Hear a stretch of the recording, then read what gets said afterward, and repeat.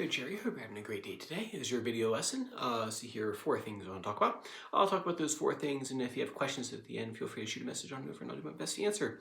So let's get to it. So thanks for sending that video over. Meadow Minuets is looking like it's coming very nicely. Just a couple of little touch-ups in there, some technical things to talk about to strengthen up your hands, and then we'll be off to book 2 and some really cool pieces. So let's get to it. So for the left hand, what I'm noticing, and this is something that some rock and roll players will have when they transition over to a classical guitar, is they carry some of the rock and roll isms with them over to this instrument.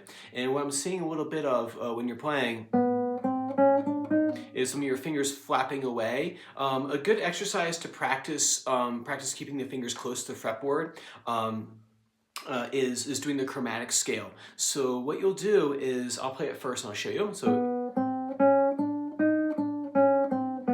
trying to make sure everything's staying right over top of the frets. So I'm going to play on the open B string, I'll play open B, 2nd string, and then 1st finger grabs that C sharp right there. Now if you notice on my pointer finger right there, we talked about this before about that fishhook 1st finger.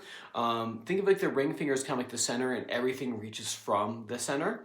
So we have the ring finger here, but the pointer finger is on the side. So 0, 1, 2, 3, that ring finger is nice and tall, and then pinky can be a little like fish hooked as well too. It kind of does look a little bit thing off to the side here for me. So this will be the center and everything reaches from. The focus on this is making sure that we keep the fingers right over top of the fretboard. All right, then you can go up another set. Scooch up another set.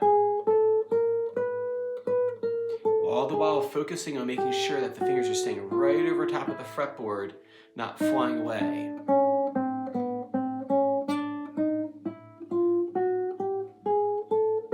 Make sure everything is poised over top.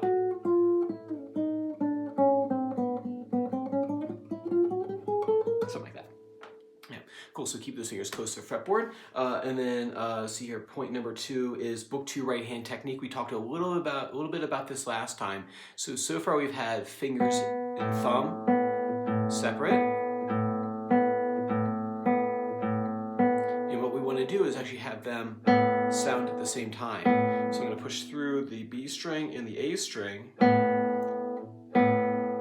at that same time. So you do fingers separate and then together. So first on open strings, just to make sure you're hearing that nice and clear. You hear this a lot of times. Right, but together, push through it evenly with pressure. And then the third thing I want you to work on is the A major scale. So the scale that we're using for Meadow Minuet, we're going to practice that just by itself. So A, B, C sharp, D, E, F sharp, G sharp, A, right? Right. Same thing here, making sure those fingers are stay right over top, that we're not flicking them away. Stay right over top. Now what's nice about this scale is what we'll do in book 2 is do what I call a chromatic climb.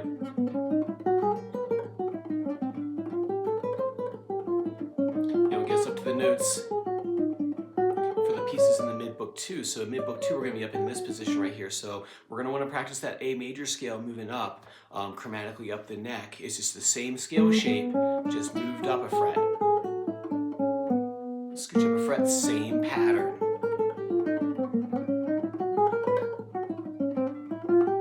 And that's what's going to allow us access to play the pieces up here in the mid to end of book 2 when we're up in this position. So it's really important that we practice our 1 octave major scale.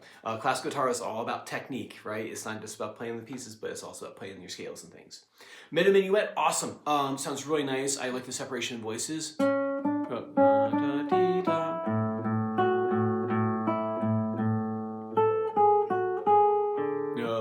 That's it, yeah. All right, so the part I would work on there is the shift. So you have A, G sharp, A. It's not a glissando. It's not that, right? It's A, G sharp, A, and then you shift to 7th position. So it's not a slide, even though it has that little dash there. That's a position shift. It's not a glissando. Shift to 7th position. Look where you're going. Don't just jump, right? Just don't throw your hand up there. I'm actually looking at where I'm gonna be. Like that. So I would practice that spot just by itself. And then